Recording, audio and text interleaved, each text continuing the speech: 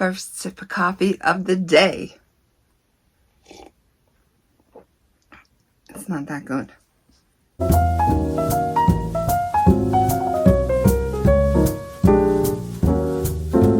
Hello friends, my name is Floss. This is the Grape Jelly Library where we love to talk about books, and today we are going to talk about two books that I just finished.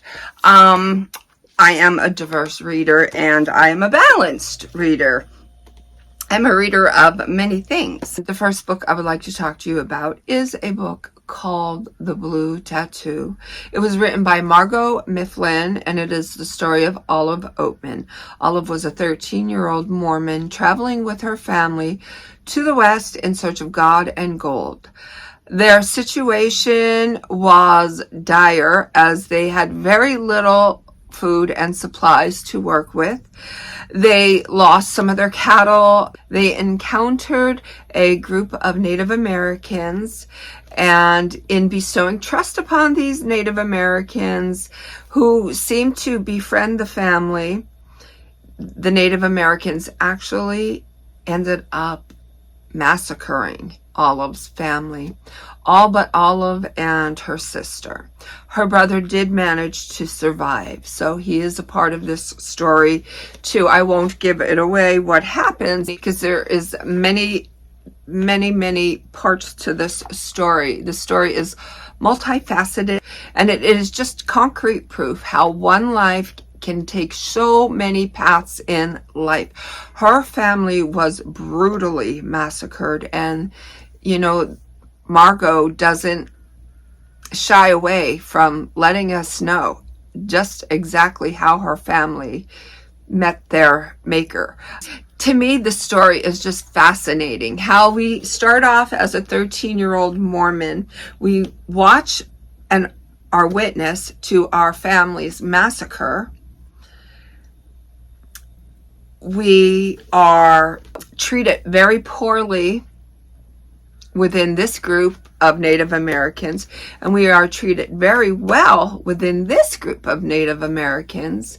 And after settling and finding a home with this group, we are traded back into the life that we once knew but no longer are familiar with, and now we have to try and make a go of it, try and get some sort of semblance and a normalcy about us. It's a fascinating story, and I definitely enjoyed reading about Olive. I don't know, maybe you'll pick this up too. I enjoyed reading this book. I was quite impressed with it. I found it to be very interesting, and obviously if somebody can go from being a 13-year-old girl captured by Indians to the wife of a rich banker, I don't know, that just goes to show how our paths in life can change in an instant. I don't know. I'm in awe of it. I just, like, how does that even happen? But the proof is in the book. The next book that I read, and the last book that I'm going to talk to you about today, is the complete polar opposite to Olive's life. This is a book that I had to read. I was compelled to read it because I read the Tina Fey book, Smarty Pants or Sassy Pants. I read Amy Poehler's Yes Please. Why not read Molly Shannon's Hello Molly? As a teenager and a young adult, I was very much into Saturday Night Live. Saturdays were my day. I didn't work. I spent my days cleaning from bell to bell. Get up in the morning, get in the shower first thing, and then, you know, get at it. Scrub an oven, wash the clothes, mop the floor, scrub the tub, hose the patio, pull the weeds, dust the shelf, organize this, beat the carpets, just everything, bell to bell. I was a well-oiled machine.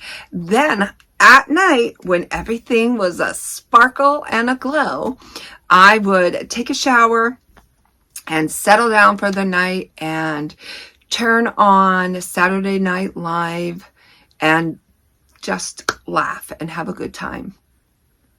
Well, there was a point when Saturday Night Live was supreme. It was just funny. It was just funny shit, man. It just was. I don't watch anymore because it's lost its touch.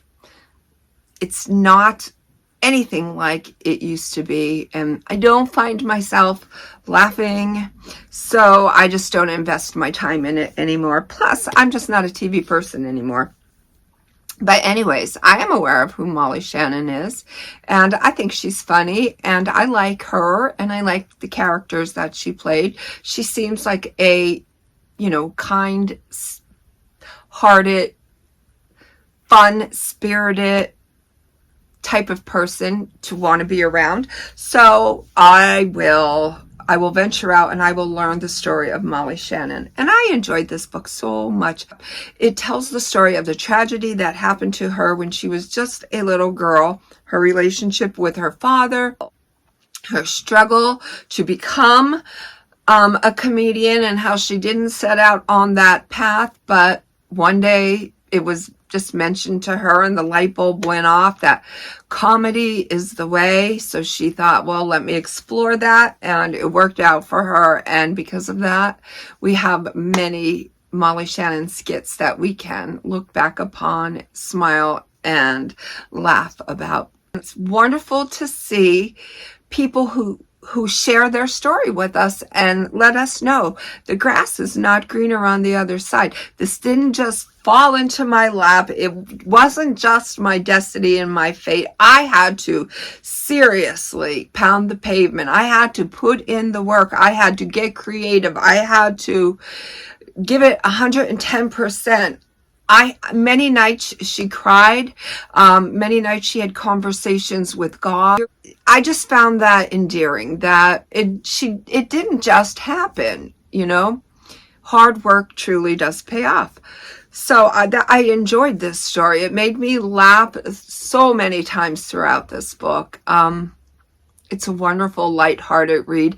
And when you're reading serious books, you need balance.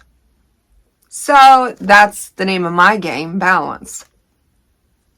What are you reading? Comment below. Do you balance your books, or do you kind of just stay in one lane? Let me know. I'm curious.